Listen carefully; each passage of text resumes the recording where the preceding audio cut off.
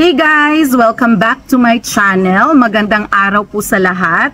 On today's vlog, pag-uusapan po natin yung work and holiday visa sa Australia para sa mga Filipinos. Ang vlog na ito is part 3 na po to. So which means meron na po akong na-post na part 1 and part 2 regarding this visa.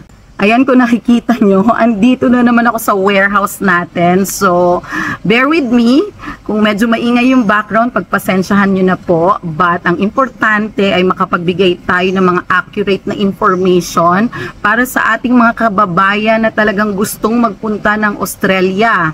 And you are at the right place. Bago ko po simulan, para po dun sa mga hindi pa nakaka-subscribe, please do subscribe at pakihit po ng notification bell para sa susunod na vlog, update regarding this visa, updated kayo agad kung magpo-post ako. And also not only that, marami rin po tayong choices, hindi lang po Australia, yung ibang countries, meron din po silang work visa or work holiday visa para sa mga Filipinos. Next time, isi-share po natin ano po yung mga bansang yan.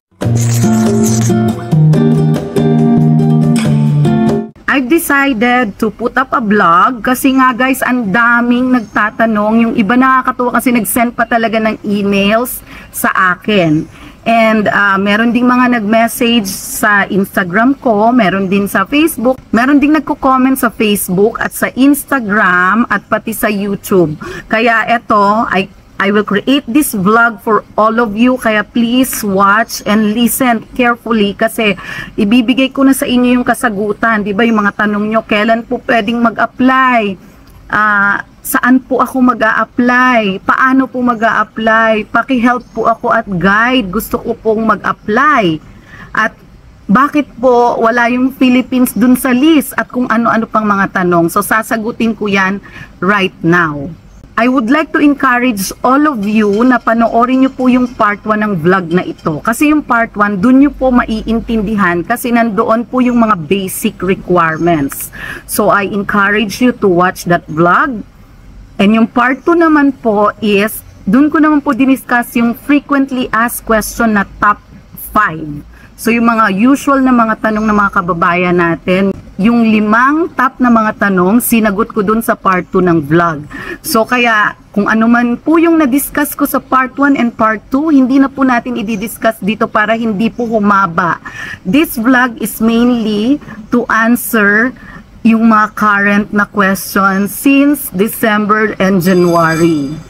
Dun po sa part 1, importante pong tingnan nyo po yung description box kasi nilink ko po lahat kung saan kayo mag-a-apply. Nilink ko rin po yung full requirements. Lahat po ng links na nandun sa part 1 are legit at official website and official requirements, full details at mga news. Basahin nyo po yun. It's important to understand fully yung work and holiday visa ng Australia. So pag mag-check po kayo ng requirements ng visa, wag po kayong mawawala kasi marami pong klase ng visa. Make sure to read the details under the subclass 462. Kasi yung subclass 462 ay yung po yung work and holiday visa for Australia. Okay, tandaan nyo po, uulitin ko, subclass 462 visa. Uulitin ko yung sinabi ko dun sa part 1 na etong work and holiday visa na agreement na pirmahan na po ng ating presidenteng BBM at saka ng Prime Minister ng Australia. Signed na po siya. Para dun sa mga nagtatanong na paano mag-apply, saan ba mag-a-apply, nandun po lahat sa part 1. Andun na po yung mga links. At para naman po dun sa nagtatanong na bakit hindi ko makita yung Philippines? Tama ka po. As of today, February 15, 2024, wala pa po yung Philippines dun sa eligible countries. According sa news ng Australia, pinag-aaralan pa nila paano ang application natin na maging smooth at madali. So, ibig sabihin guys, approve yung agreement pero wala pang commencement date. Yung po yun. So, dapat po maging patient tayong antayin mag-announce ng commencement date. Maybe may nagtatanong, paano po malalaman yung commencement date? Okay, sa ngayon, hindi pa talaga wala pang commencement date. Meron po akong dalawang recommendation sa inyo. Kung hindi po kayo mahilig magbasa ng news or manood ng news, ang una po, from time to time, i-google nyo po yung Work and Holiday Visa Commencement Date for Filipinos. Pangalawa po, ang second recommendation ko, from time to time, puntahan nyo po yung website ng Australian Immigration at i-check nyo po yung eligible countries.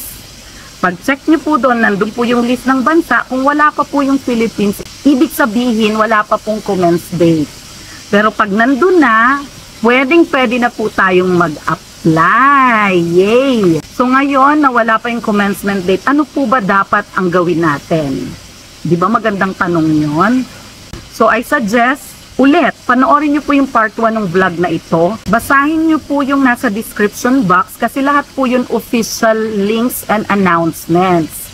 Basahin nyo na po yung requirements para po mapaghandaan ninyo. Kasi meron pong mga requirements dun eh. Tsaka pag nabasa nyo po yung basic requirements, malalaman nyo na po kung qualified ba kayong mag-apply.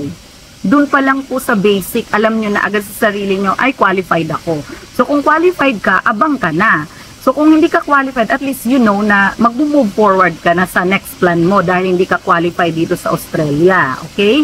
So basahin nyo po, especially meron po siyang involved na pera. So baka po, 'di ba, kulang po yung savings natin. Yun, mahanapan niyo na ngayon ng paraan para makumpleto yung required na pera para mag-apply ng visa.